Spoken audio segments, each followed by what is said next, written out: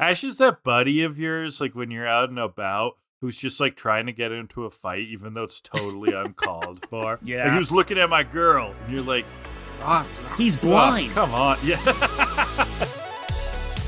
What's up, you Pokemon ponderers? Welcome back to the podcast To Kill A Delibird, where we have a bunch of Pokemon for you to ponder. That's right, we got fighting bugs. We got samurais who put down swords and pick up computers. We have hedgehogs that flame people and have fire on their back. We have a giant cat mecha to discuss this week. It is going to be crazy. So this is To Kill A Delibird, the Pokemon anime rewatch podcast where we rewatch the Pokemon anime, try to compare it to literature, do a bunch of dumb stuff along the way, and hopefully have some laughs. I'm Graham, the one who is kind of new to Pokemon, but has been learning more and more and more. Played it when I was a kid, and now getting back into it through this podcast. But luckily, I'm joined with Kellan, the Pokemaniac, who is a lot deeper in the Pokemon fandom than is medically recommended. Kellan, how you doing? It's time to get crazy. Whoa. Shit, what's with your energy? This is a podcast, man. Whoa. What am I talking about? I got so much energy. Pikachu, zap him. You need some energy. I got so much energy. What are you talking about? I'm impressed. You're right. This is energy. Yeah. That's Get ready. That's like the I am smiling kind of vibes. Get ready for some high octane Pokemon discussion. Holy fuck. Your tone is gonna put me to sleep. How do I single-handedly save this podcast? We need energy stat. Red Bulls, Monster energy drinks. No, gross. Cocaine. Something. That's better. The last one you're chill with, but you won't drink a Red Bull. So how you doing, Kellan? What's new? It'd make the podcast more interesting. If you were just take a wild fucking guess what's new. Nothing. But like exactly. You've been watching some Dexter. I know that. You've been into that. Anything else? Yeah. Games? No.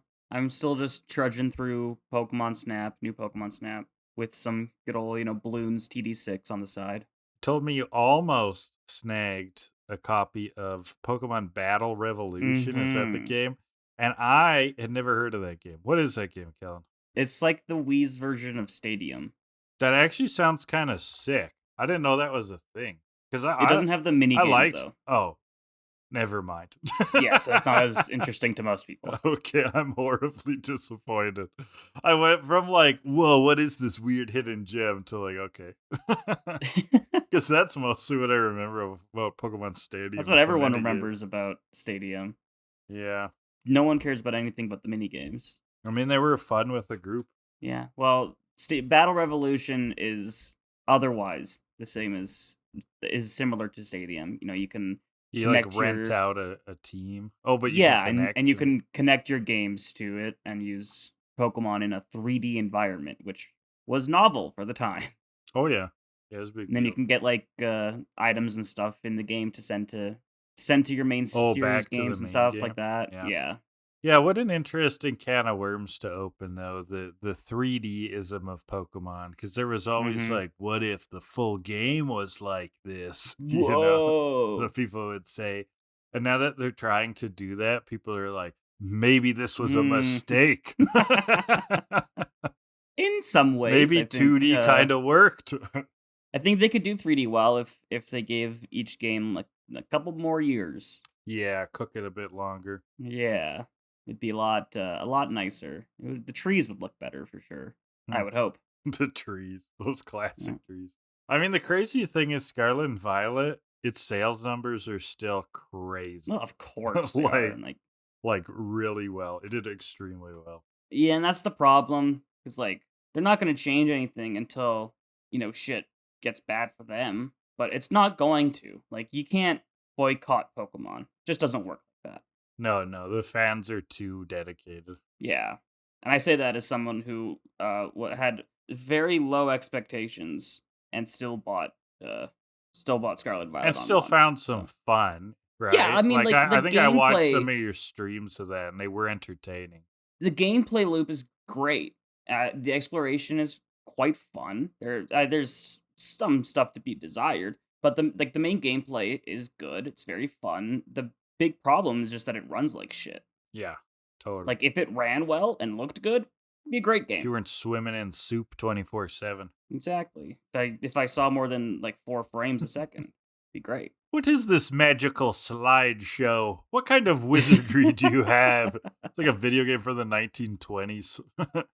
Oh my goodness, is that a train? An actual train? Let's run in fear. It has its other problems, like forced experience share, which Mm. I've always hated. They took away the option to switch between shift and set battle styles, which was Right. stupid. They're just taking away options that have been there for a long time, and that really annoys a lot of people. And I wish that they would listen to us, but they won't. Yeah, I mean that is a backward step because Yeah. it's like you could have opinions about the thing, and people will, and some people will like it, but I don't know. In games, like options works, right? Mm-hmm. Like look at how they handled Ultimate, Super Smash Bros. Ultimate. Yeah. That game is so full of options, right? They were like, Full of lots of options. people play this game differently. So we'll just jam it full of options. So if like you don't like something, you can toggle it. Exactly. Like, imagine if you bought Smash Ultimate and it was just like, so you have to play on these stages that you hate, and you have to have all of the items on very high frequency. Not nearly as many people would play it because No. It's like not many people like that there format. definitely wouldn't still be a melee competitive No. scene with that sort of. The thing about like Pokemon, with especially the experience share, the argument that really pisses me off, and people are complaining about forced experience share, and someone comes in like, "What, you wanna switch train your Magikarp all the time?" And it's like, no, I don't. But I don't want to have the option taken away from me. Like, yes, I can deposit my Pokemon if I don't want them getting experience, but that is such a fucking hassle. Hmm. I don't want these Pokemon to get experience, but so I put them in the PC, and then I go into a battle, and it's like, oh, well, shit, these Pokemon aren't going to be able to take this, so I'm going to lose this battle because I don't have these Pokemon that I put in the PC because I don't want them to get experience. It's just a horrible loop, and it's really annoying. Well, that's been what grinds my gears. Yep. The May 20 whatever edition of Kellan's Grind My Gears. What are we doing this today? We're looking at Tell Pokemon me about the episodes, right? episodes. Yeah. We're looking at episode 142, Wired for Battle, and episode 143, Good Quil Hunting, which is the Which greatest is the episode name we've greatest had. fucking title ever. Holy shit, that's a good title. And we would use it if that it makes wasn't me taken. so jealous of cartoon Yeah. writers. Like Ugh. I want that job. Doesn't it Yeah. sound so fun? It's pretty great. So in episode 142, Wired for Battle, though, we see this moody little samurai bastard forget about the art of the sword and instead go to technology. Okay, I hate him. and he is so deep into data analytics. Oh, imagine if this guy had Twitter nowadays. Like he would be one of those guys who's like, AI is going to revolutionize the world. See 15 reasons why in the thread. Hashtag break the pencil. Shut the fuck up.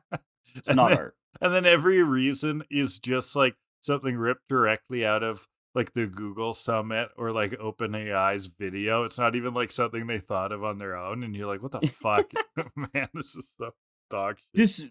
This new profile picture it took so much effort and hard work. I had to sit in front of the computer for an hour putting prompts into ChatGPT, and it did all the work. But is as effort on my part, right?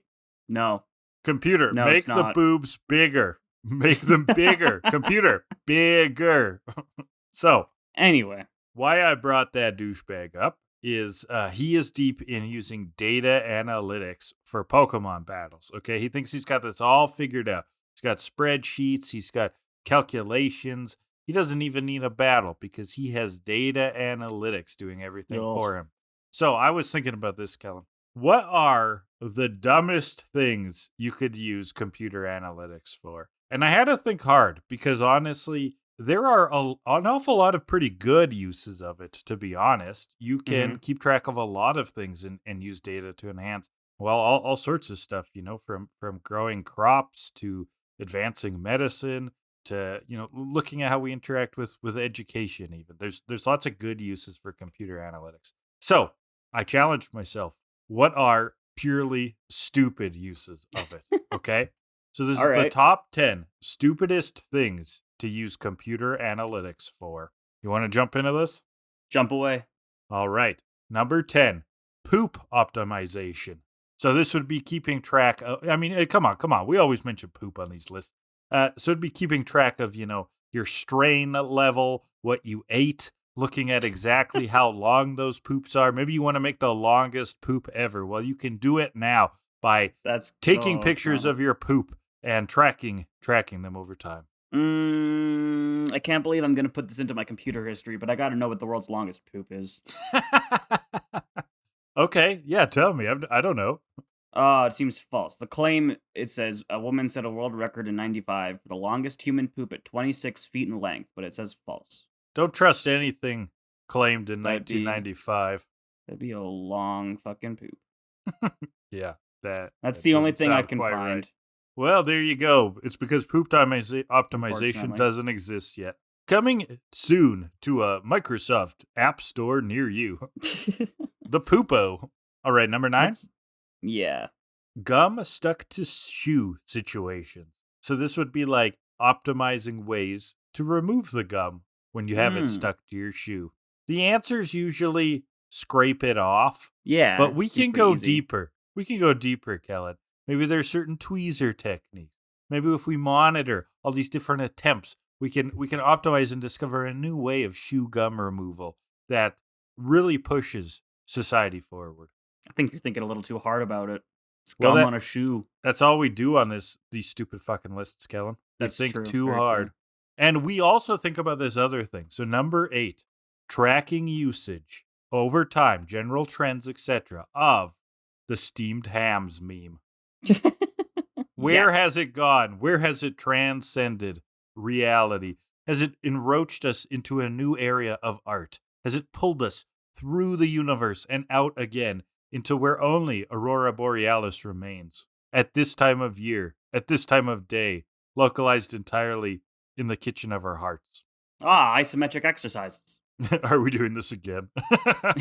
Can I even mention it without you just like saying the whole scene? You started it this time. Yeah, you can blame me, but I can still lament. Ridiculous. Number 7. Number 7. Speaking of lamentations, finding where that last darn key is in the water temple in Ocarina of Time. Yes. Did you have that problem too, Kellan? Everyone, it just misses one key. And the thing is, when you play it, you're like, okay, I will remember where this key is for all time. And then the next time you play it, you do get that key right away. And now there's another key that you can't find. I never played Ocarina of Time until the 3DS remake came out. That was the first time I played it. But I had heard many a legend of how hard the water temple is. And as such, I have never played the water temple without a guide. Huh. Okay. I never even tried. Really? I didn't bother. I mean, hot take, I don't think it's that hard. It's just that it is that situation where there's always one key you miss. And that part's fucking frustrating. Yep. But other than that, it's not necessarily hard. I wouldn't know. Huh. Didn't even try without it. Didn't even try. Nope. I actually think that the water temple in Majora's Mask is harder. Oh, I love Great Bay Temple. The Great Bay Temple, I think it's harder. Hot take. Great dungeon. I love it. It is an interesting dungeon. Also, that one is also enhanced by its 3DS remake because they added like arrows to the different. Oh yeah. What's it called? The pipes. Currents? Yeah, the current pipes. Yeah. All right. Pipes. What's number 6? Currents. Nope, those aren't related. Number 6. Sandwich topping optimization. Kellan, have you ever thought when you're putting mustard on your sandwich, could there be something better, right? Well, mayo and mustard. Could computers discover even something past mayo and mustard? I also like the mayo mustard combination. It's not possible. That's pretty top tier. You think it's capped? Yeah, I think so. What if someday someone puts like, I don't know, shrimp paste on there and it totally changes the game? Then I will give you my entire bank account. That's not much, is it? No, but the point stands. It will never happen. Okay. So even in like 20 years when you're a billionaire? Yeah. There you go. Well, billionaires also need to do this next thing. Number 5, genital grooming. Coming to Manscaped, to the Lawnmower 5.0. With data-driven technology, it optimizes exactly the tracks and patterns through your genital hair to optimize it. I don't want to give the government that data of mine. You think it's going to the government? Doesn't it all? They're watching you. Sleepy Joe and Trudeau are meeting up to talk about Kellan's pubes. I hate that sentence. Yeah, that might be a new sentence. No one's ever said that before. No one ever will again. No, we will not. Number 4. What about data for analyzing hot dog bite patterns? Have you ever been chewing through a hot dog and thought, man, I don't know if my chews are optimally efficient. There's got to be a better way. Welcome to the Hot Dog Bite Data Analytics Center for improving hot dog bite patterns, including length, chew effort, amount of strain, stuff like that. Teeth? Question mark? Yeah. What do you think, Kellan?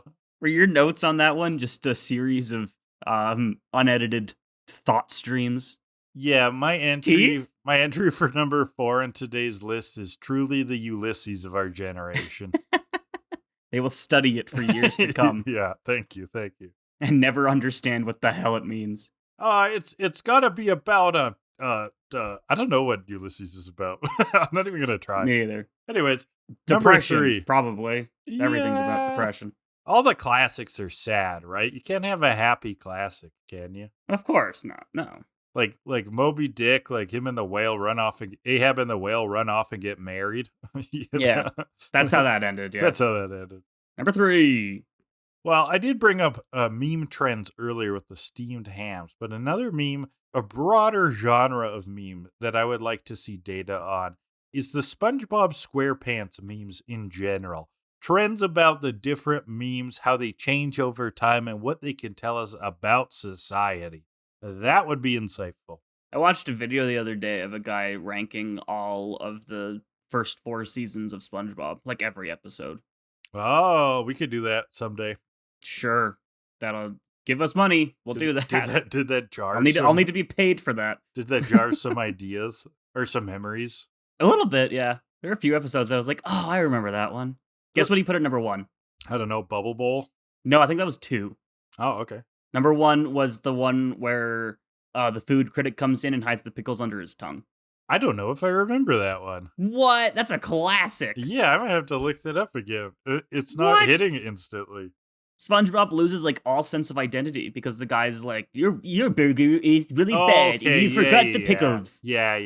I have seen that. Okay, gotcha. Of course you have. It's a great episode. Okay, neat. All right, number 2. We'll talk more SpongeBob next week. Baloney. Just baloney. There are over I don't know 1,800 kinds of baloney, I believe. Ways to store baloney. You should get a baloney folder. I was thinking of that when I wrote this. What is that again? Some dumb meme where they're like making fun of infomercials. Yeah, it's a fake infomercial of this giant kitchen gadget that's only meant to fold baloney. And it's so funny. Well, I think we should integrate our software into the folder. If you've never seen the baloney folder, look it up on YouTube. It's brilliant. Baloney. You're gonna need to oil this thing 3 times a day. Baloney. And make some space because you're not able to put it away. It's too big. Baloney. Incredible. It is very funny. Very good. Well, all right, number 1. A drum roll, please, Kellan. This will hit very near and dear to the heart. But what about computer analytics for Pokemon Anime Rewatch Podcast Plastic Picture of Objective Ranking Statistics? I think we have that. We have the spreadsheet. That. Not only is it the number 1, but it exists. We put it on the spreadsheet that has just like an average. It's a very easy function. And this is a good ad, because I think you were talking about making the categories public somewhere, right? Is this an announcement? It's a product tie-in. Ah! I don't know if we'll have that ready this week, but look for a link soon so you can keep up to date with what exactly is in that picture of nonsense of ours. Yes. I guess we're announcing it, but I'm going to make a public version of our giant fucking spreadsheet where it'll have what's currently in the 4-pour along with the retired categories and the current episode scores. So like you can look back all the way back to episode 1 and see what was scored for what categories. Also, I'll put the fan art list. The fan art list will be on there as well. So you can check that out anytime if you ever decide you want to draw something for some reason and you're having artist block and you're like, I don't know what to do. You can go on there and be like, oh, well, I'll do Pikachu gets his organs stolen. We'll draw that. In That would be a great Tijuana. time. Isn't that what that one was? I think Pikachu so. waking up in Tijuana Yeah, in a motel bathroom. with his organs gone. So that the fan art list is just pictures that we have thought of during this podcast that we thought would be hilarious if someone drew. And I have no artistic abilities. And we so have not I gone can't do to it. an AI service because that's boring. No, that is very boring. And then also episode order, I think I'll put on there as well. That has just the order of episodes that we do, so you'll know what's coming up when. Yeah, awesome. And so look out for that in the description. If it's not there this week, I'll make it next week or something. I don't know. It'll come soon. It'll come soon. Yeah. Great way to force me to do that by just bringing it up out of nowhere. Thank you. I mean, I actually didn't plan to do that. It just popped in my head. Oh, there you go. And life it'll work. finds a way, Kellan, and it finds a way to kick us into gear. 142 wired for battle. You want to kick us off, Kellan? So we're guess where we're going? We're going to Azalea Town. Yeah, like it's crazy. Usual. Like usual. Team Rocket is lurking nearby, like usual. Oh, but they got that pitfall plan, and this is brand new, Kellan. Like They're going to do something innovative. Dig a hole. You're gonna run ahead of them and dig a hole. It's like the hole plan. I love the big hole plan. That's what I live for. And then some mysterious old dude comes up and he's like, "Ooh. Are you looking for a Pokemon battle?" And we see a red blur on the screen and Team Rocket scream. Yeah, he comes flying out of the tree and slices them open. What was that? Oh my god. I don't know, their guts are everywhere. Yeah. Jessie is choking on her own blood. It's horrifying. Clean up on aisle everywhere. Ash hears a scream, doesn't really know what's going on, and then we cut back and Team Rocket are all beaten up. Meowth, Weezing, and Arbok run off. We get a better look at this stranger, and he's kind of dressed like a samurai. They're not making Pokemon trainers like they used to. It was a good impression. Thank you. Kellan-san, kick us off. The gang here, Scizor. So it's a Scizor. Yeah. Okay. So we're going to talk about the Pokemon of the episode, I guess. So how do you say this? For some reason, I thought I used to remember Scizor. I've never pronounced it like that. Scizor. Which one is it? I think officially it's Scizor. Scizor. Okay. I tend to say Scizor sometimes just because it feels like it rolls off easier. Yeah. Scizor. But other than that, Scizor is fucking cool. Oh, yeah, really cool. And he was sure cool when he showed up in Super Smash Bros. Melee, and he would just, like, float out of the ball and then slash someone. I used to love Scizor.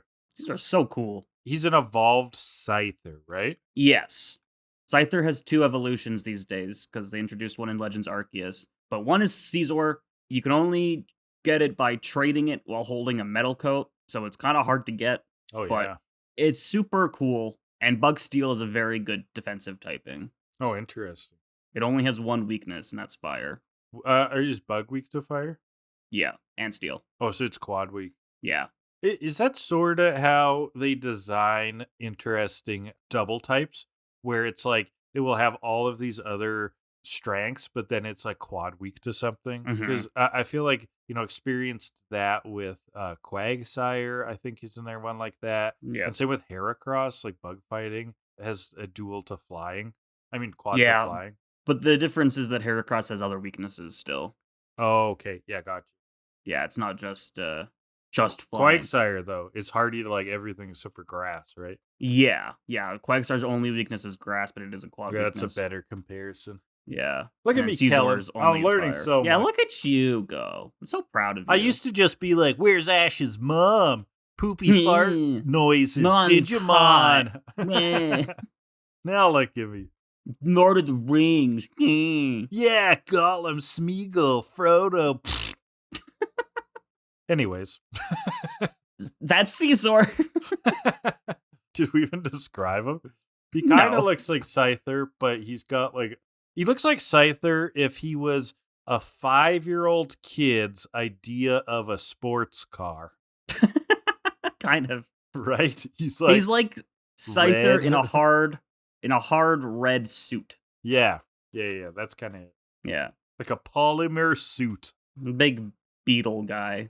Yeah, doesn't claws. look beetle-ish necessarily. Like, Well, his little torso thing does, at least to yeah, me. well, he is still kinda growing off of that mantis idea, but, Yeah.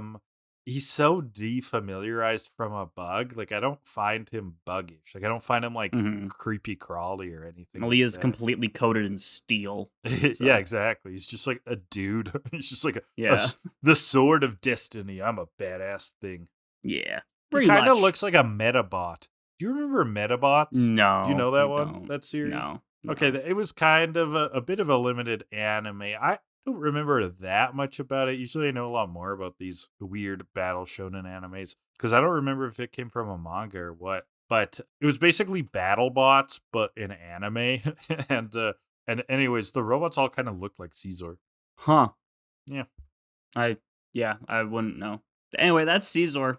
That's Right. it's So now cool. I like it. yeah, in the episode, like you said, we're Ash hears the Caesar now jumping around in the trees. Misty's scared, and the Caesar kind of jumps out now. So And Pikachu he's like jumps at it, sort of, staring them down. and Caesar is at Pikachu, right? And he's staring down Pikachu. He's got his fists raised. And Pikachu's about to go for a thunderbolt. And Brock's like, whoa, whoa, whoa, whoa, wait. Obviously, that Scizor is waiting for Pikachu to make the first move. If you do that, Pikachu's gonna fucking die. Hmm. You better not do that. Brock's like, well, if you ask me, I don't think this thing has a trainer. And then the old guy steps out. He's like, I'm his trainer. And Brock's like, well, it's a good thing you didn't ask me. I love that bit. Is that too cheesy? I liked it. Silly. I also wonder if that means that Brock was also wrong about the whole first move thing. Probably. Brock is like, you know what? I've been talking out of my ass for a while. I should just shut up. Pikachu's really tired from just staring at this thing, apparently. He just falls over. Misty screams at him. She's like, did you know that why are you letting your Pokemon just run around? Somebody could get hurt. Blah, blah, blah, blah, blah, blah. Yeah, she screams at the old man, the samurai. And so Brock actually pulls her off this time, a bit of a reversal of it's Crazy. been Misty pulling Brock around lately. He introduces himself. This is Muramasa and his Scizor Masamune. Yeah, you want to get into the names, Kellan? Go for it. I don't know. I what, don't know I don't know what anything. Muramasa is actually. I gotta look that up. But Masamune, you had to have heard that before, right? Or no? Nope.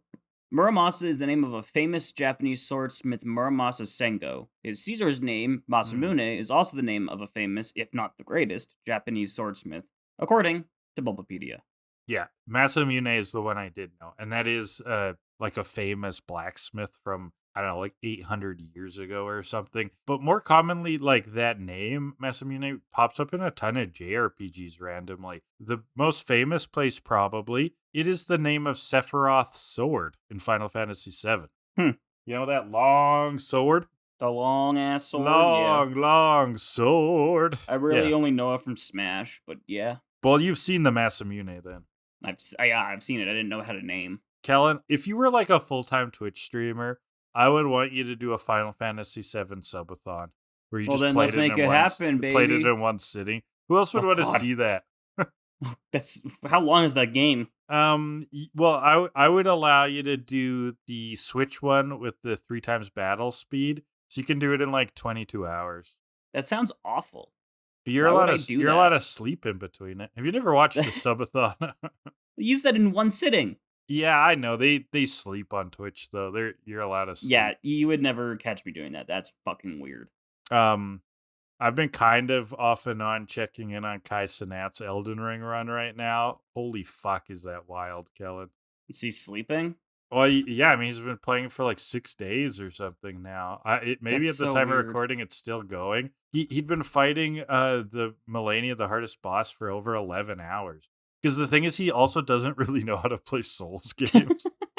So it's taking him way longer than it should, which is making it extra funny.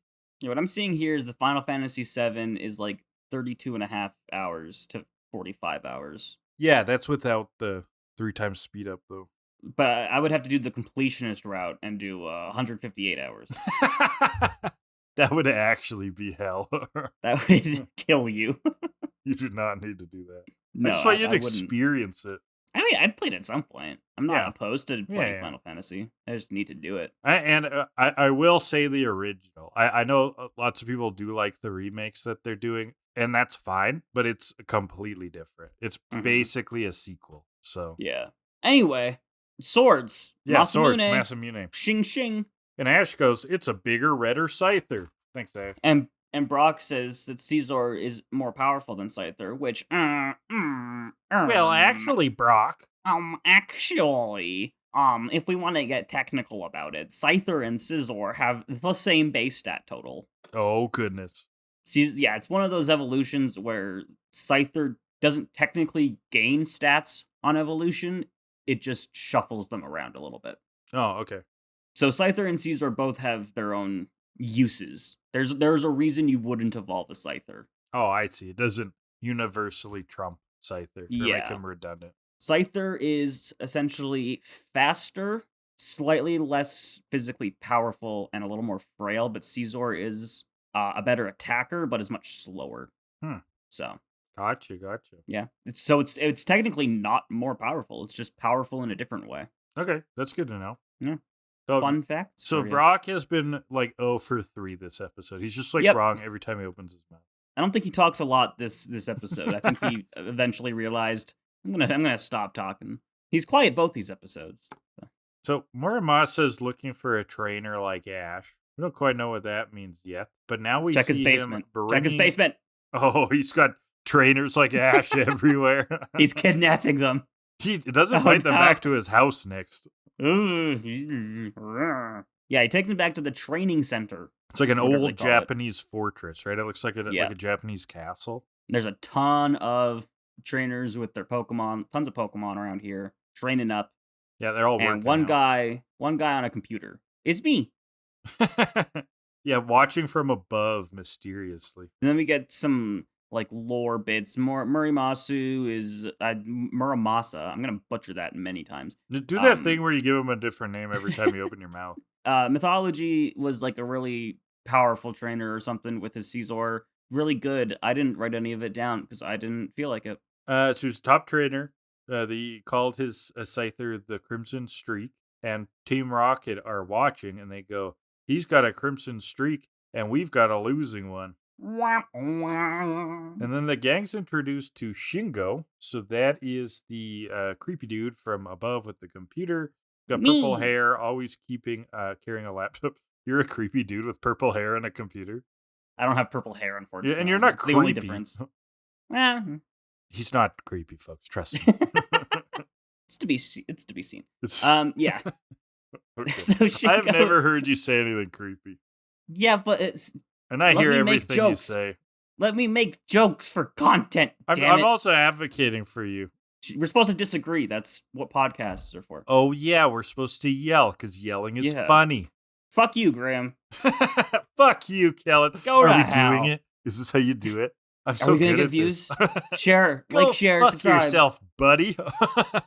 Just join our Patreon. It's $50,000 a month. $50,000 and you get a month. Nothing. And we will print. Yeah, no, they'll get one thing. We'll print off a GIF of a laughing duck and stitch it together like a book and send it to you. No. You get one frame of the laughing duck every month you're subscribed to the Patreon. There you go. Gotta collect them all. And you make it into like a flip book at home. Exactly. That is great reward. Elite tiers get us reenacting steamed ham on Cameo. If you sub at the platinum tier, Graham and Kellan will reenact Macbeth from memory. Oh God, Kellan, you suddenly gave something really hard. I don't even know if I can do steamed hams. My memory's terrible. The one guy was a C-section baby, and that's why he can kill Macbeth. That's what I remember. And the woods are coming at us. Yep. The trees are walking. Oh God. You nailed it. That was a very memorable part of Macbeth. Macbeth is kind of sick. I can't be killed. You can't be killed by one birth of a woman, but I was a C-section. Dun dun dun. Right, and every kid in like grade 10 silly. is like looking at each other and they're like, "Is that how that works?" They're like, "What?" So silly, and I love it. Anyway, yeah, the Shingo dude comes in. he's like, nah, this guy's a loser. He doesn't know anything about the Loser. Facebooks or the Tumblrs, I'm on the go on the 4chan. Elon Musk told me on Twitter today that On X, Pokemon he would say battles X. are totally redundant. He would say X. This guy would you're totally right. be like, it's called X, actually. No, it's not. Shingo, shut up. Shut up. It's Twitter. It will always be Twitter. So he's being a dick, and Ash challenges him to a battle. And so Shingo just kind of sits down and looks up Ash on Facebook to see all of his Pokemon and what kind of things he does. What kind of battler is Ash? He's a Type C trainer. He fights with the easy moves, with brute force, brash decisions. Typical moves. Misty's like, yeah, that sounds about right. That's about it, right? Yeah. So his data's pretty good. Team Rocket during this whole thing, right? They've been watching. They've now shifted their plan. They want to steal that data, right? They want to get that data. So all they got to do is get a government job. And what is your take on vaccines? Conspiracy theory, Kellan. They are great. We love vaccines. Not going there. I found your I'm lie. not going that far. Not today. I'm too tired for anti-vax jokes. So Team Rocket has like the longest USB cable on the planet, right? And that's their plan, is they're going to get it right into that. We're also learning during this whole thing that Meowth and James know a little bit about technology, but Jessie barely knows what a computer is. She doesn't understand what downloading means. Right. So back to Shingo and his computer. Ash, he's like, oh yeah, you lost the indigoleague because of your Charizard that wouldn't obey you. And Ash is like, whoa, you must have been at the stadium. Shingo's like, no. What kind of loser would be at the stadium? I just downloaded the data. Yeah, there's from a their feed. records. That's all he does. Just hits it up. Ugh, Christ. So Ash wants to battle, and Shingo's like, no, sorry. My data says you'll lose. Shut the fuck up, Shingo. Oh my god. Kellan, You're the worst. I'm actually starting a business with this guy. Oh, shit. I'm investing in him. We're going to take this show on the road. Poke Analytics. Please don't. I don't like this guy. We're bringing these analytics to competitive Pokemon fighting everywhere. We will make so much money, Kellan. I mean, that's what a competitive Pokemon fighting is. And then I'll stab my partner in the back, Mark Zuckerberg style. I'll take the whole company. He'll get nothing. Dun, dun, dun. Pretty cool, eh? I don't think it's smart to publicly say that plan, but okay. You do you. It'll work, Kellan. It'll work. Sure. Trust me. Anyway, but he's like, there's no more reason for me to have Pokemon battles anymore because I know all the data and the data doesn't lie. Find me when there's someone who can actually teach me something I don't know. Ugh. Yeah, he's full of himself. Ugh. And he has forgotten the true spirit of battle. Yeah, so it's later. We're having a little snack. Metamucil is really upset with Shingo's life choices. Metamucil. And Ash still just wants to battle him. But Shingo's just a dick. Right. So now we've got Ash basically challenging Shingo, cornering him. Shingo's refusing. He thinks the computer makes battling this outdated thing. Literally trying to drag him away into a battle, which distracts them enough that Meowth jumps in with that long-ass USB cable to download all the data. Right, but this is where Jessie's lack of understanding what download means pays off. She rips it out the window. Let's download the whole computer, tugs on the cord. Yeah, Meowth jumps out the window to save the computer. He does, but then Scizor is there, cuts the cord. Jessie and James more C-section! It's related to the C-section. Cuts the cord. USB-C section. Oh my god, it all connects. Where's the Illuminati? They gotta be a part of this. And the forest comes to Metamucil's domain. So, confronted by the Scizor, the gang and Shingo and Macadamia come up on them, and Shingo goes for his computer and nearly gets chomped by Arbok because he's too obsessed with this laptop of his. Yeah, that could have been bad. Prepare for trouble like you've never seen. This is real life, kid. This ain't on your screen.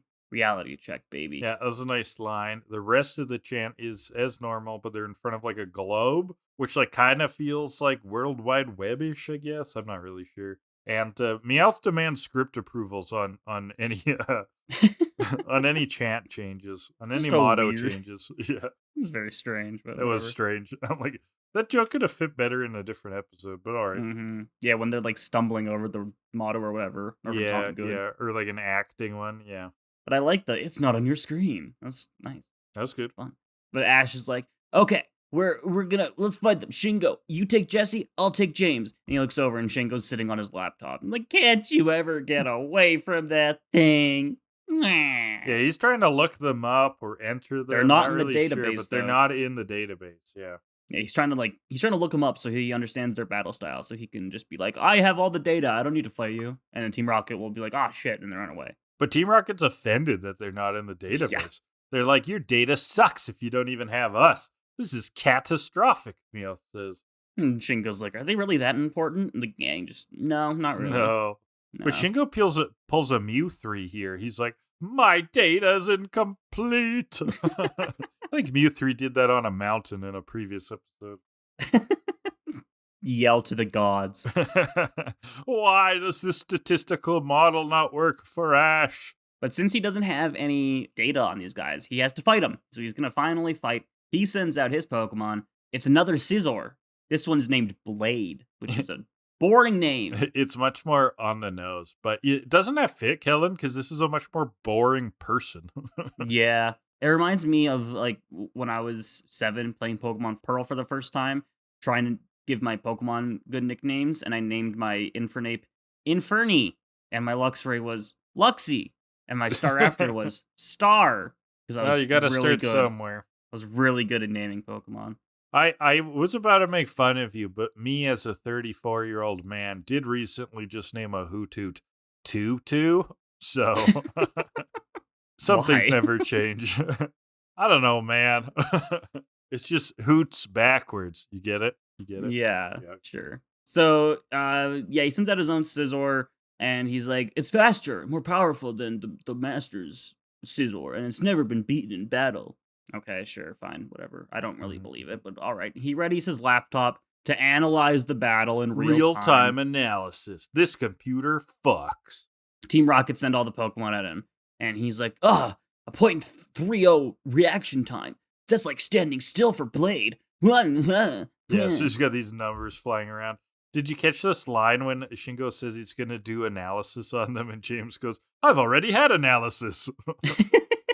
What did that mean? I think it means he thinks it's like a disease, like a bladder infection or something. Or does he have kidney problems and he needs dialysis? I think, I think it was something like that. Something heartbreaking kidney backstory. related. So Blade quick attacks, and it's so powerful, it's so fast, sends them all blasting off again. Real easy. Battle's over, so easy. Ash is excited, but still not gonna battle? Like, what's going on? He wants to fight to get stronger, but he keeps getting hit with this data predicts everything. Does not, does too. That's a waste. Data predicts everything. Ash is like, no, it doesn't. It can't predict how a Pokemon feels and the bond between their trainer and the Pokemon. I can't predict what's in my heart. I love you, Shingo. Let's run away. And so they hop on the Rapidash and they ride off into the sunset. Finn. So they start the battle. No, they fight. So it's Blade, and who does Ash pick but Heracross? That's the obvious choice. Shut up. Shut up, Shingo. I was going to ask you about that. Right. Is it? I guess he doesn't know. have Charizard anymore. Yeah. So. I mean, out of all of his Pokemon, Bulbasaur, Chikorita, I mean, Pikachu is neutral. Pikachu would be a fine matchup. Either Pikachu or Heracross. What else does he have? Here's the thing, though. Squirtle? He was pulling data from the Indigoleague. Let's assume he could also pull it from the Orange Islands League. Maybe at best Violet Gym. But since Violet Gym is where Ash has sent Charizard to live in the Charizardic Valley, right? Meaning there would not be data available that would say that Ash doesn't have Charizard. So the obvious choice, given Shingo's data readings, would be to predict Charizard. Right? Unless, since Ash is a registered league participant, he has to update every team change. Every time he gets to a Poke Center to update? Yeah, I think so. Could be. I would say that. Anyway, he's gonna do his stupid fucking computer analysis stuff, from which I have a question. Tristan wants to know, do you think technology like computers should be legal in Pokemon battles? Should any type of technology be permitted in gym battles and Pokemon League competitions? I think no. That would be stupid. Oh, I'll allow it. Oh, of course you will. Why not? It depends. It depends, lame. right? It depends. Dude's just sitting on his computer. He's like, huh, you have the reaction speed, blah, blah, blah. Ash is right. It's about the bond and connecting with your trainer. If you're sitting behind the computer looking at the data, that's not skill. You have all the theory, but you don't know how to put it into practice. There would definitely be like whole team approaches to Pokemon battles where they've got like offensive, defensive coaches. People are running numbers while it's going on, conveying stuff to the trainers on the floor. Be a whole operation. I think that would actually have a pretty big impact. I just think that using the computer to analyze everything and be like, you should go quick attack would be lame and not exciting to watch. Imagine if the football guys were like, okay, let's do this play. And then the other ones were like, okay, but we would do that play, so we would win. Bro, they just get the points. Is basically what they do. But then that's they just what get I the was point. mimicking. Oh, well, no, it wouldn't be that. You would still have to play it out, but it would be like assisted for like decision making. I could see that having a big impact. Yeah, sure. But that's not computers. That's not technology. That's What? Human advice, human experience. Well, you're still running stuff on computers and then taking that into account when you give the advice. I mean, sure. Not computers but doing everything. I don't think it should be computers doing everything. to the Shingo level, no. Please No, God, the Shingo level is extreme. I say that, but competitive Pokemon is all about numbers. I'm and sure it is math data. heavy. Yeah. It is. So why wouldn't the real Pokemon battles be like that? Because it wouldn't be as exciting in real life. I think it would. I mean, I bet you what would happen is lots of technology would take over the league, but then there would probably be side pools that would be like, we stand for like natural and beautiful Pokemon battles. Anyway, that's computers, I guess, for you. So It's our Blade opinions versus on computers. Heracross. I want to get into this. There's quite the battle, Kellan. You want to hit us? Yeah, so Scizor goes for a quick attack. Heracross leers. Response time of 0.29. 0.29. We don't that's even know what that slow. means.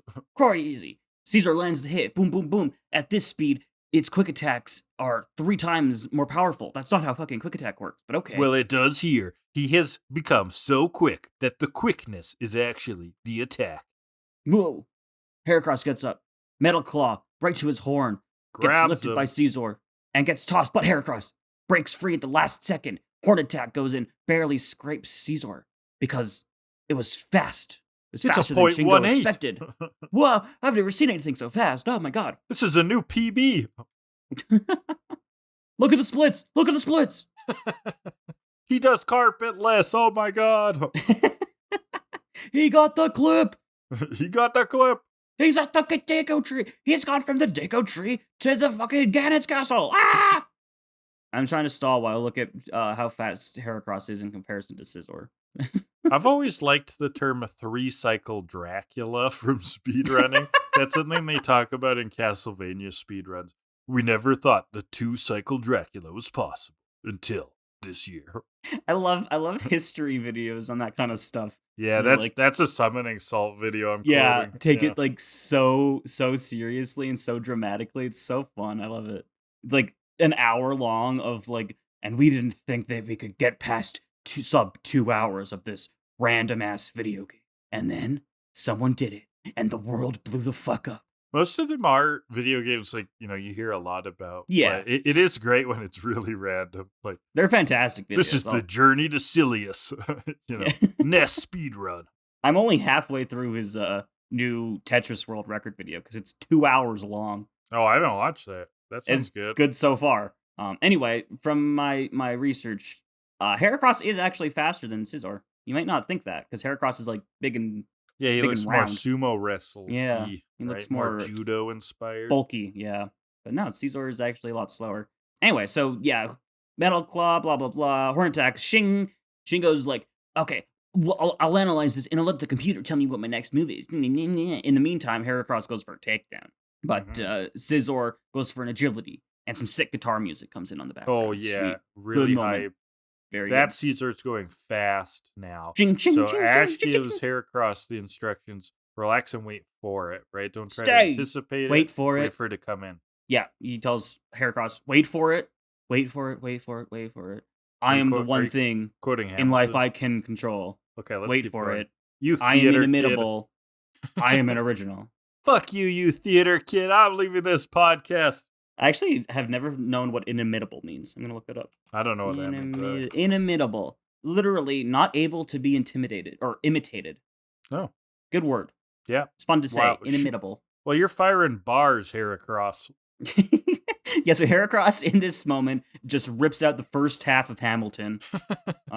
It's like really weird Hamilton, moment. but instead of Lin-Manuel Miranda, it's Heracross in Say every Manuel? scene. What did I call him? You said Lin-Manuel Miranda.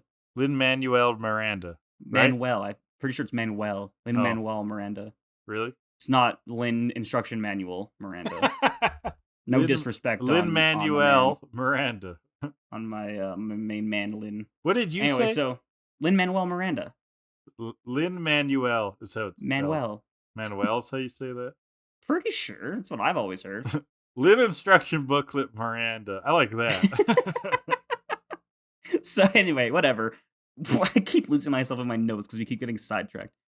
Sick guitar music. Heracross is Aaron Burr. He waits for it. And Shingo can't watch both the battle and the computer at the same time. He's trying to divide his focus. It's not working out. Ash, we know, is battling on pure instinct, pure experience, pure knowledge, or lack thereof. Heracross kind of sees it. He sees where Caesar's going to be, where he's going, what's he going to do? And he goes in, sneaks into Fury attack, bam, bam, bam, bam, bam, launches Blade in the air, boom, jumps in with another attack. They start trading blows, boom, boom. Heracross gets a good hit in. Caesar recovers well, though. Quick attack versus a tackle, knock each other back. Metal Claw gets dodged, agility. Shingo says, finish it with a false swipe, even though false swipe cannot knock out a Pokemon. I caught that one. That Ever. false swipe that's the whole point, right? You use it for like catching Pokemon because it won't kill. Yeah. Can't knock it down past 1 HP. So that ain't how that works. Heracross takes it on the back, launches Scizor in the air, one last horn attack, boom! Blade goes down. Ash wins. This was a fun battle. I like the bug versus bug. Just because, like I said, they're not that buggish. Both of them are inspired by a lot of different martial arts stuff. So it works. Yeah. I just thought it was cool. Yeah, no, it looks great. Shingo doesn't need the computer, right? Yeah, he suddenly does a 180. Yeah. Like, shit, you were right. My battling spirit has been restored. And they'll battle again after Shingo's analyzed their strengths and weaknesses. So he never analyzes their strengths and weaknesses without the computer because he never comes back. So I think that's what we can determine there. And then final scene is just Team Rocket limping off again in the sunset. We all say goodbye to McFarlane, Seth, and the narrator gives us blah blah blah. Facts and figures can't give us the real story. Only experience can do that. I like that. Except that it's false because of my literary hour. Oh, sorry, go ahead. Team Rocket's limping off again, and that is the episode. Well, you're completely wrong, you fuck. Shit. Am I doing this argument thing correctly? Or did I just escalate? No, you're not. Aww. Idiot.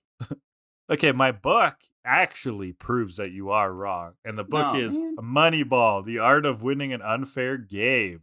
2003 by Michael Lewis. You heard of this one? I've heard of it. I don't know anything about it, though. Well, it got more popularized, I think, in 2011's movie, which has Brad Pitt and Jonah Hill about it. But the idea was this one kind of lesser sports team. I don't know that much about baseball, but it was the Oakland A's. They were on a much smaller budget than some other big teams like the New York Yankees. And they actually did a whole turnaround that season, did extremely well. And their claim was that they did it based on analytics. So they'd actually, the hypothesis of this book is that the old baseball clubs had sort of gotten into ruts with how they relied on information, and they were valuing players wrong. Basically, they were using stats that people had thought was important, and they sort of re-looked at data and came up with new stats that had more insight into what players would be really good. And so they used these stats to identify undervalued players in the market, like players who were getting paid less than they were worth. And they used that to make a lesser budget, create like a really awesome team. And then they wrote about it. That's this Moneyball book. So it was based on like a true story? This is a real thing that happened, yeah. Oh, interesting. Yeah, this is nonfiction. It's neat. I should watch that movie. I don't want to read it, but I'll watch it. I haven't read this either, so yeah. It sounds interesting. Hopefully I would be able to actually watch it, because I tried watching The Big Short a while ago, and I got like 20 minutes in. I was like, I have no idea what the hell is going on in this movie. Really? I love that movie. I didn't understand it at all. Okay, I am surprised. You should try it again because I don't understand the stock market or anything. So I mean, the stock market's complicated, but half of the words literally in the movie I was not understanding. They did a lot of stuff where I thought they explained it, like all those things where it stops and then Margot Robbie explains it, like in like common language. Yeah, in the black stuff. Yeah. I don't know. I could not figure out what the hell was happening. So You should try again. That's an extremely good movie. yeah, I don't think it's a bad movie. I just not for me. I don't understand it. Anyway, let's rate this thing, shall we? Yeah, let's get to the plastic ping pong picture of objective ranking. So 4. What kind of categories do we got, Kellan? We're gonna start out this one with the animation. Why? I mean, we got that good battle. Like, yeah, that's worth something. We did. Notably, that would be the main part, though. Notably, Bubblepedia points out some of the shots in this one were animated digitally rather than using cells. Oh, I didn't catch that. But Which I mean, were normal if you do for it the well, time. I guess you wouldn't catch it. But that's I don't neat, but- remember any kind of obvious CGI No. sort of stuff, right? No, it all looked like it fit to me at least. Mm-hmm. But yeah, no, that fight's really good. I like that. The fight's a main memorable animation thing. Otherwise, Yeah. you just get a lot of red blurs. Yeah, The location looks good. it does. The stuff on the like, there's some fun gags on the computer they use. Yeah, like Team there Rocket is some blasting fun off gags in again. the computer. They do the ding on looking through the computer screen. That's right. That was neat. You get all of Team Rocket's Pokemon charging. That's cool. That always looks fun. It's a higher score. I'm gonna say 7. 7. Yeah, no, this is good. This isn't like the top of the animation, but this is really solid. So I'm gonna go 7.5. Yeah, there's no Sakuga. There's no Sakuga. Yeah, She's a term Thank you taught me Kellan. in like the first episode. That's right. Like the Bulbasaur Solar Beam. Second category will be Team Rocket Scheme. Pretty good. I think it's pretty funny. To get the data. We gotta download It his was data. really entertaining. This massive USB cord. And Jesse not knowing what download means. Yeah. So she pulls the computer in. It's pretty good. And it was is funny how they pivot to wanting to get data. Yeah. I would give it high. I would give the next episode Scheme higher than this one. Yeah, way higher. It's very good. But Because this is like fun. a small little bit. It is funny. Yeah.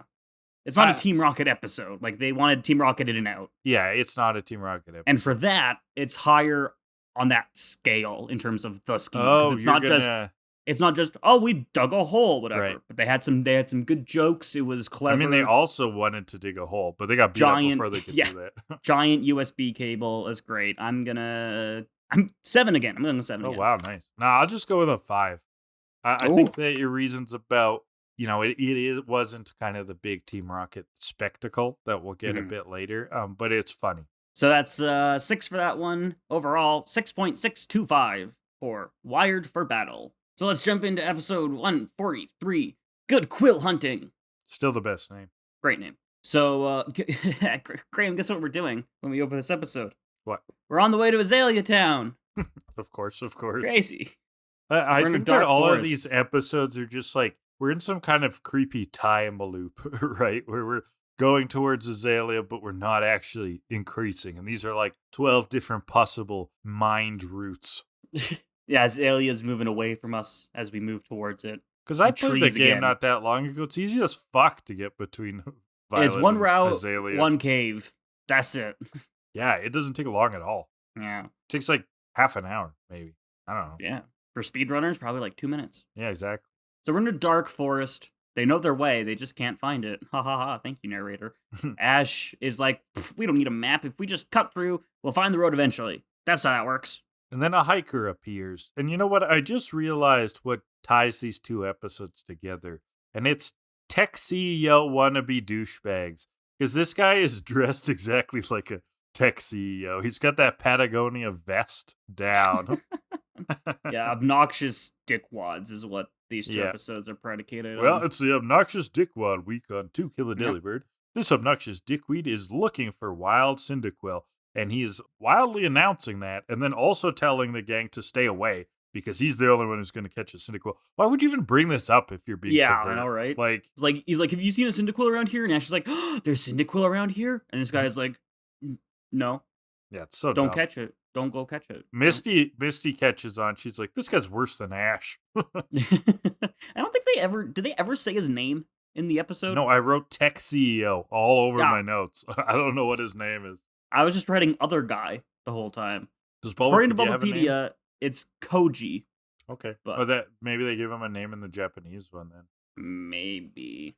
I don't know. I will call him Tech CEO. So, And I will call him other guy. oh, I also noticed that Bulbapedia did the great detective moment of pointing out to me that the English dub title is a pun on the drama film Good Will Hunting. Well, at least this time it didn't say might be based on. Yeah, that's true. We love you, Bulbapedia. we love you. We kid because we love. Yeah, that cracks me up. So, I mean, what if you didn't know that Good Will Hunting was a thing that existed? You know? Okay, you like that movie though, right? That movie slaps. I have not seen it. Oh, you should watch it. I think you'd like it. It's on the list. It's Robin Williams. It's on the list. Yeah, your odds of liking it are higher than your odds of liking The Big Short or Moneyball. So anyway, so hearing of this Cyndaquil around here, Ash goes running off to find it. Brock and Misty just like yell at the other guy, like, why would you bring it up? If whoever finds it first catches it fair and square. And then they realize, oh shit, where did Ash go? We lost him. And so Team Rocket are spying in. Their patience and planning and scrimping and saving will pay off when they catch Pikachu. Meowth's had enough of the rat race. Oh my god, we get a reason as to how they afford all of these inventions. Yeah, they had a have bunch of been side working gigs. part-time jobs. So Jessie's Crazy. been in fast food where she had to say horrible things like have a nice day. And James has been mining. And he's like, but he's also been getting like beat up. He's like, the time clock's not the only thing that got punched. And while you've been doing manual labor, I've been doing Meowth labor. What job was Meowth doing again? I have no idea. Yeah, I don't know either. I think he was just selling something on the street. Not himself, but something. And then they do this whole sort of elaborate soliloquy. They do this whole performance sort of speak about where they are mentally, and they're in front of like the moon and stuff. And I got the quote here. James is like, and when the sun sank low and our spirits sank with it, we'd look away from our humdrum existence and in the night sky, knowing in our hearts that one of these faithful days we would be rewarded by tricking the twerps and catching that Pikachu for ourselves, and then the three of us would be stars in our own right, shining brightly and triumphantly for the boss in the Team Rocket sky. Oh, beautiful. So sorry, I don't know what's come over me. Oh, my heart. Just give him Pikachu already. Yeah, so that's a sweet sentence. It was very good. So they go up against the gang, but it's just Brock and Misty because they're looking for Ash. Lost in the woods, prepare for trouble. Hand over the goods or make it double. And they land in this giant Meowth mech. Oh, and this thing's awesome. I love pretty it. Sweet. Pretty I sweet. Want one. Meowth, that's right. But this ain't. Where's the twerp? He points down at the Meowthinator impersonator. They realize Ash isn't there, so they're like, okay, bye. We'll go find him now. Yeah, they want to They take redo. We go back to Ash and Pikachu who are searching for Cyndaquil, and then Team Rocket lands again. You won't believe your eyes when we open the hatch. You're in for a surprise, because you've met your match. I like that one. That was good. We've built a better mouse trap. This one's a Meowth trap. The Pikachu Thunderbolts, of course. It's not going to do anything and of course but it power doesn't work. the thing. It powers it up. And then we get the battle theme starts playing, right? I think this is just a typical battle music, right? Or is it I think the main so. I didn't note it down, Yeah. but probably. So make trouble double with bubblegum palms. Bombs, I'm pretty sure. Bubblegum bombs. Yeah, you're right. It comes could from be his palms. So Yeah, I don't know. Who knows? They shoot giant wads of bubblegum at them, Right. which is a very weird weapon, but if it works, hey. That was weird. I didn't know how that was thematic with the Meowth mech, or why they made a Meowth mech. Maybe Meowth really likes gum. I bet you James and Jesse were like planning this thing out, and then Meowth last minute like snuck in and changed it to be of a Meowth. So it was originally supposed to be like something totally different. So Ash and Pikachu run through the mech's legs, making them like look through its legs and then fall over for a funny gag. And then it starts chasing them on all fours, which is and how it kind of runs terrifying. looks cool. Yeah, it was kind of terrifying. That's like some Boston Dynamics fever dream kind of stuff. And so Ash and Pikachu jump into a bush, but they got other weapons He on can't this follow thing. us into a bush. And then James, for the first of many times, every time he fires a new weapon, he does all these arm movements. Yeah, like With the this really Ginyu long- Force. with He's all so his really long elaborate. sayings. I scream, you scream, we all scream for I-beam. And it's basically just like a locator, right? Go, it's go, like gadget beam radar shoots out. eyes. It is Go-Go Gadget Radar Eyes. He just shoots a beam out, and then, we've got a target, Captain. Should we fire? Fire the torpedoes when ready. I'm giving her all she's got, Captain. Take the shot. So they fire more gum. That's all it is. It's just gum. And then they try to follow with the mech into the forest, and they slip up on a root. They just trip on a tree. Yeah. That's it. So Ash and Pikachu still running. Now they've reached a cliff.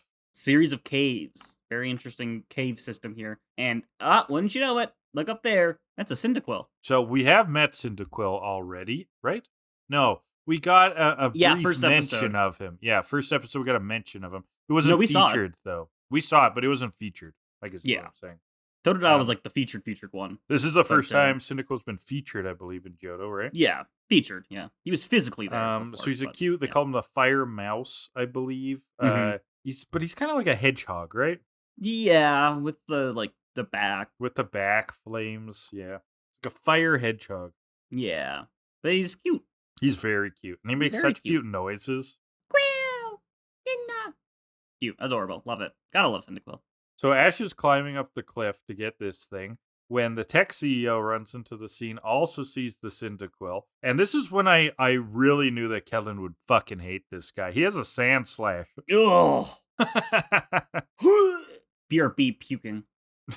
Okay, Kellan's gonna puke. I'll do the rest of the episode on my own. So he then uses the sand attack, which is actually well known in Pokemon lore as the greatest attack ever, because Sand Slash is the greatest Pokemon ever. And that tech CEO Shut and up. Shingo from the last episode and myself are all going into business, and we're going to be billionaires. I can't stand you right now. You're the worst. Yeah. Well, Ash and Pikachu wouldn't be able to stand me either. They're offended by this whole scenario. Especially since this guy's claiming he got there first, which wasn't true. Like, that's Yeah, that was stupid. fucked up. Yeah, that's fucked up, you gaslighting fuck. Yeah, this guy sucks. So Mhm. he's trying to climb back up. Cyndaquil darts into the cave. Other guy goes chases it. Ash climbs back up. Team Rocket comes back in, and Ash is just like, I don't have time for you. Go away. Go away. And he goes back in. Goes after Cyndaquil, but is tripped by the Sand Slash again. Team Rocket outside the cave summons the twerp-seeking putty ball. Engage! That's more of James's eccentricities. Oh, putty. I couldn't tell what he was Yeah. saying. Yeah, I wrote putty down ball. potty. Potty. No, so he fires no this clue. giant bouncing ball. Now that goes into the cave after them. Yeah, giant big orange flies in, chases Ash down the corridor. Other guy has Cyndaquil cornered, goes for a poison sting, but Cyndaquil jumps in the air to dodge it as Ash runs right by, grabs it in his arms, and continues to run down. The ball, I believe, explodes, or hits the CEO and then explodes. Ash gets blown out of the cave right in front of the Meowthinator, and it's time for a gunfight. Ooh, a gunfight or a gum fight? Oh, I thought they said gunfight, and I was like, that's a weird thing to say here, but gunfight makes more sense. Yeah. One double trouble bubblegum bomb. Boom, sticks Ash to the mountainside. He just chucks Cyndaquil at the mountain. He's like, run away, go! Mm-hmm. He's very cute. So the Cyndaquil's running up the cliff. He doesn't want to go first, but he's like, all right, whatever, I just met you. And Team Rocket punch down with the mech right in front of it. Boom. We want this Cyndaquil. So they Intercept. raise the fist. And the Cyndaquil screams and it flames. Flamethrowers! And it does Boom. nothing, it would seem, until the fist disintegrates. It does everything. Meowth mech's hand falls right off. And the robot starts to spark. And they gotta save Cyndaquil from the explosion. They gotta do something here. So Pikachu's gonna thunderbolt their way out of the gum. Ash is like, it's okay. You could hurt me this time. And they get out of the gum. Ash throws the ball at Cyndaquil at the last second. He goes in the ball. Boom! Robot blows up. Team Rocket go blasting off again. So he was trying to protect him is his excuse, but he did just catch a Cyndaquil. Yeah, technically, yeah. He Yeah. did. In the aftermath, everyone seems to be okay. Ash goes to check on Cyndaquil, and he had it all figured out. Cyndaquil used Flamethrower to protect them. Brilliant detective work, Ash. Yeah, very No smart. shit. But he's powerful and nice. Aw. Aw. I love this Cyndaquil already. And so Brock and Misty finally have found Ash. Yeah, and guess who else has found them? The other Other guy with guy. his Sand Slash, and he wants that Cyndaquil. Yeah, Ash is like, no, I already caught it. And other guy's like, yeah, but what's he doing? And Cyndaquil's just casually like walking away. Like, see ya. Bye. Yeah, he thinks that Ash told him to leave when he was like yelling at the other guy. The Cyndaquil's funny. He's like kind of aloof. Yeah, he's great. This other guy challenges Ash to a battle for Cyndaquil. And Ash is like, or I think Misty or Brock are like, that makes no sense. He already caught it. But Yeah. Ash is like, fuck you, I'll beat you anyway. I'll beat your ass. I know. Ash, I'll use Ash will Cyndaquil just doing fight it. for any reasons. Yeah. Ash is that buddy of yours, like when you're out and about, who's just like trying to get into a fight, even though it's totally uncalled for. Yeah. Like, he was looking at my girl, and you're like, he's blind. Come on. Yeah. He's blind. And Jesus left already. He can't cure him. Oh, Jesus. Always has an early meeting. You never go to the bar with Jesus in your crew. Runs the tab up. It's a mess. Yeah. So, Well, he just like he gets kicked out of the bar because he's turning all the water into wine. Exactly. So they don't like him because then they don't have to pay for it. No, Jesus, you can't have another water cup. It's just for my friend. That's the problem, Jesus. You have too many friends. Okay, fine. We'll stop with the water. Do you have like a couple loaves and 5 fish, maybe? Just a snack. We just want a small snack. Shuts the kitchen down. Loaves for everyone. Fuck, So- Jesus would be rad at a party. Okay, He would anyway. be. So Ash will use Cyndaquil in this fight because he's too headstrong. Misty's like, whoa, you can't use Cyndaquil in a match without ever raising it. Tell that to Muck. Tell that to Tauros. To Tauros. Tell that to... There was another one. Who was the other one in the indigoleague? I don't know. But it's a common occurrence. Kingler. Tell that to Kingler. The Krabby. He was Yeah. a Krabby when he... Well, he became the Kingler. He became a Kingler, yeah. You have to tell it to Kingler. Gotcha. Because Krabby's dead. That's how evolution works. But yeah, you want to walk us through this fight, Kellan? Battle time. Sandslash goes for Fury Swipes. Ash tells Cyndaquil to dodge, but he's just like asleep or something. He's asleep, but then He's he kind of snoozing. like wakes himself up with his snores and accidentally dodges and then screams. So Sandslash attacks again, and now we get dodging. He jumps to the tree. Sandslash cuts the tree. And this is when it kind of realized to me, Cyndaquil is like this weird mix of like Mr. Bean and Mr. Magoo. He's like stumbling his way through life, and it's just working out. It's me again. Oh, Yeah. look at that.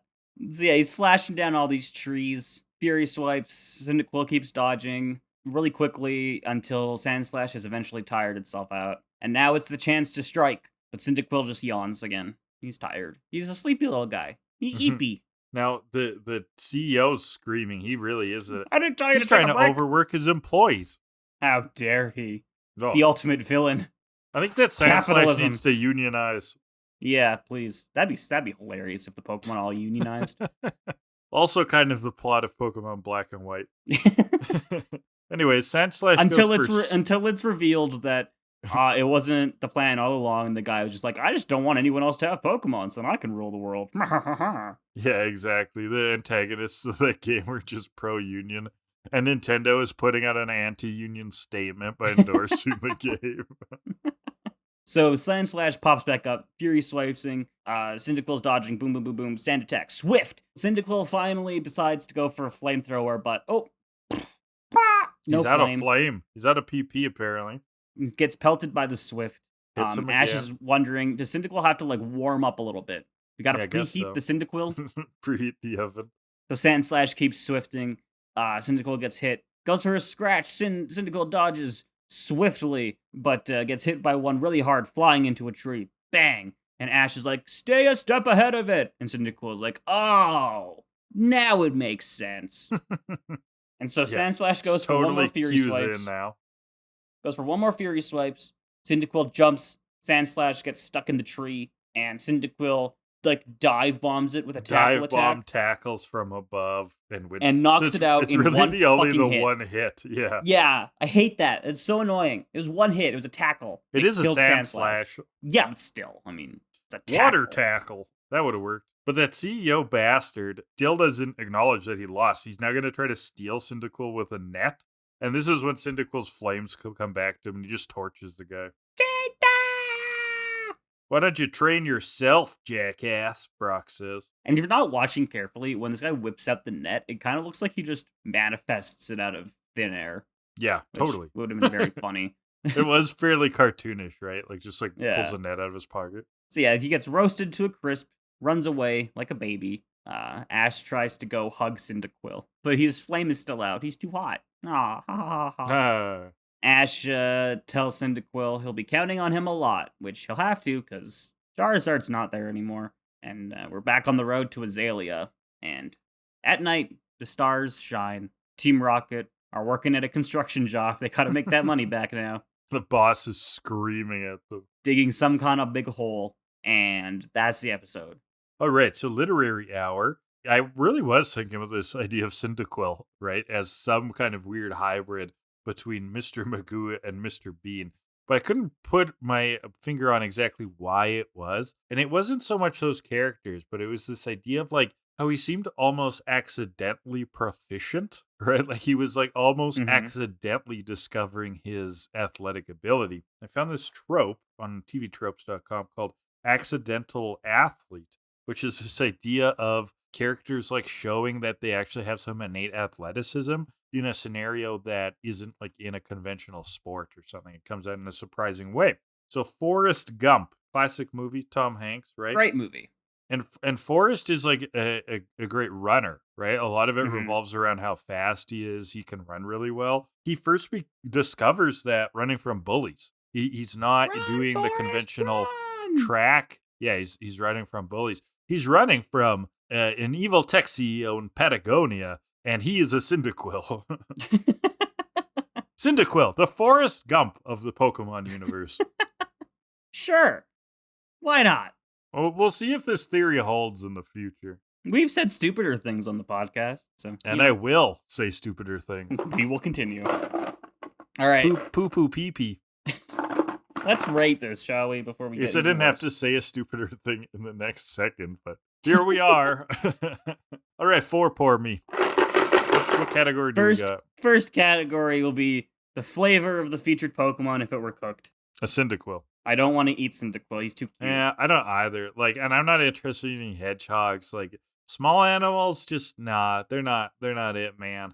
But it's all bones. But that doesn't mean it would taste bad.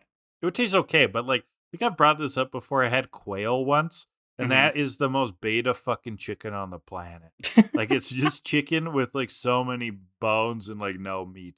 And so it'd be like that. Like, not maybe if a hedgehog was like massive, but nah. Maybe I would eat Typhlosion, but not Cyndaquil. With a little more meat on that bone. Huh? Yeah, let it grow a little bit, and then send it to the old slaughterhouse.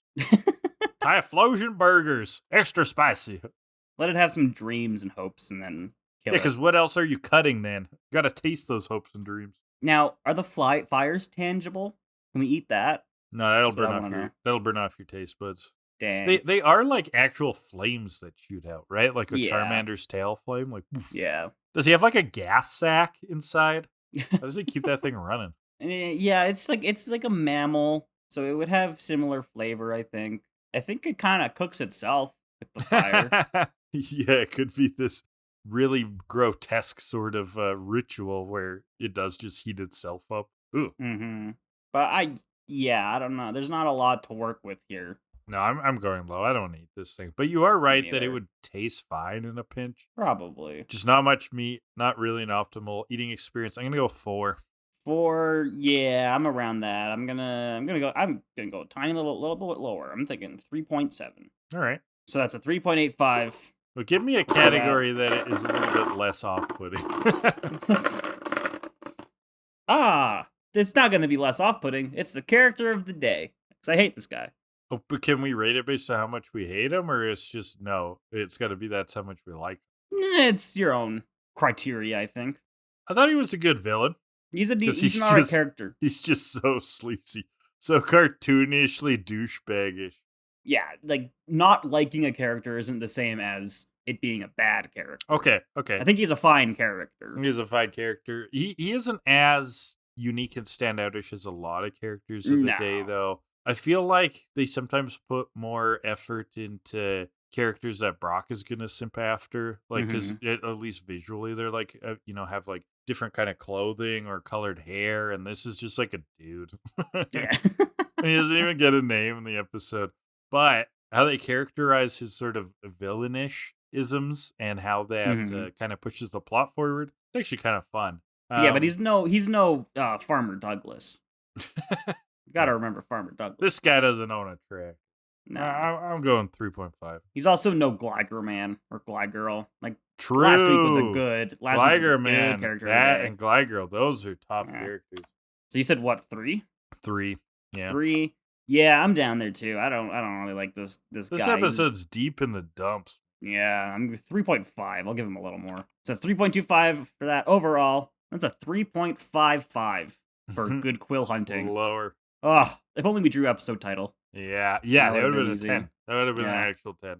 But here we are, Kellan, at the end of it all. You and me. Oh, no. The Eagles are coming. Oh, no. Get away. Why don't you do the thing this week, Kellan? What thing? Like, tell them about stuff. Oh, well, I got to tell them about what we're doing next week. No, I'll tell them what we're doing next week. You tell them Why? about... Because this will be fun. It's a reversal. Do you know what we're doing next week? No. I'm assuming it's 2 episodes, or is it 3? It's a triple, baby. Oh, I actually didn't. Okay. Okay, let's the one time. Okay, next week we're doing a triple because guess what? It's the Azalea Town arc. We're there. Finally. We got 3 episodes in Azalea Town, and they work together well enough that I'm putting them together. So we're kicking it off with episode 144, A Shadow of a Drought. It's also another great name. Or in Japanese, Hiwata Town! Exclamation mark. Ya done well! Double That's exclamation the mark. slowpoke tail scenario, I'm guessing. Followed by episode 145, Going Apricorn, or in Japanese, oh Jesus Christ, Kunigidama and the Bongiri Fruit! Exclamation mark. Backyard Battle! Double exclamation mark. Kunigidama. Yeah. Kunigidama. That was a good Sure. one. Yeah. And then episode 146, Getting the Bugs Out, or in Japanese, Hiwata Gym! Exclamation mark. Forest Battlefield! Double exclamation mark. That's 3 episodes with 3 exclamation marks each. That's wild. 3 episodes, 9 exclamation marks. That's what you have to look forward to 2 next degenerates, week. 1 Monday. Perfect. All right. So that's been To Kill A Delibird. Let us know what's going on. Hit us up in the comment section. That's on YouTube, and Hydra Leech is the YouTube channel that Kellan runs, where we put these up. They're also wherever you find podcasts under To Kill A Delibird. Also, if you can interact with us there, we love engagement. So, leave comments with the platform supports, review, set to auto download, that kind of stuff. Like, really comment, helps subscribe, out and like the show. If you want to ask questions, hit us up at tokilladelibird@gmail.com. We also have a Twitter. To Kill A Delibird is the handle. Kellan also does TikTok anime error analysis. They're very fun. That TikTok is Hydra Leeches. And then again, twitch.com, Hydra Leech is where he twitches. If you want to see the 36-hour Final Fantasy VII stream. You're not actually going to do that. God, no. But I want to see it. Maybe someday. Put it on the list of things if I get partner. I can't believe you wouldn't sleep on stream. That's so weird. Everyone does it.